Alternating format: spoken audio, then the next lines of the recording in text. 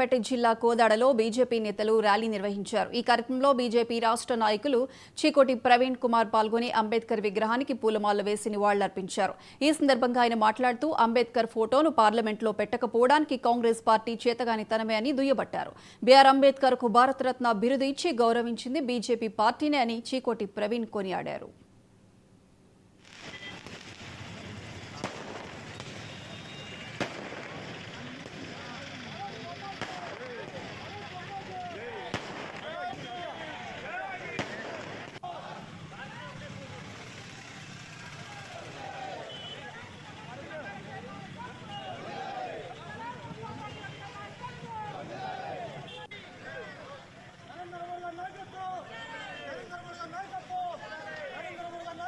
ఏదో తూతు మంత్రంగా ఫోటోలు దిగుతారు, మీడియా ముందరికి రానికే ప్రయత్నం, ప్రజల ముందర చూపించుకోనికి ఒక కరెక్ట్ ప్రేమ కూడా కాదు వాళ్ళది. ఇవాళ మేము నిర్ణయించింది ఏంటంటే అంబేద్కర్ గారి విగ్రహాలు శుద్ధి చేసి నీటితో పాలతో శుద్ధి చేసి భక్తిగా ఆయన ఒక దేవుడు బలైన వర్గాలకు కాదు అన్ని వర్గాలకైనా దేవుడు ఇలా ఆయన రచించిన రాజ్యాంగ పద్ధతిగానే ఇవాళ మనమందరం కూడా ప్రశాంతంగా ఇలా నిద్రపోగలుగుతున్నాం అంటే ఆయన రచించిన రాజ్యాంగం వల్లనే అని చెప్పి సందర్భం తెలియజేస్తూ మరి వాళ్ళు వచ్చి ఫోటోలు దిగుతారు.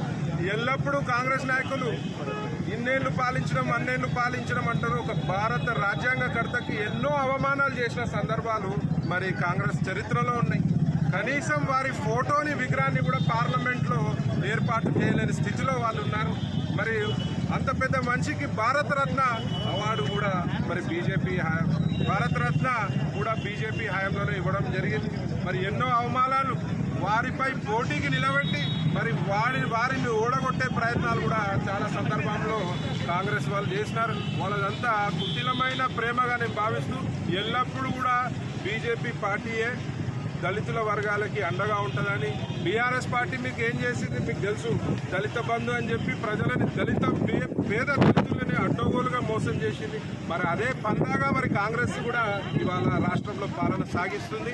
వీళ్ళ పాలన ఎక్కువ కాలం నడవదు. మున్ముందు ప్రజలందరూ గ్రహించినారు.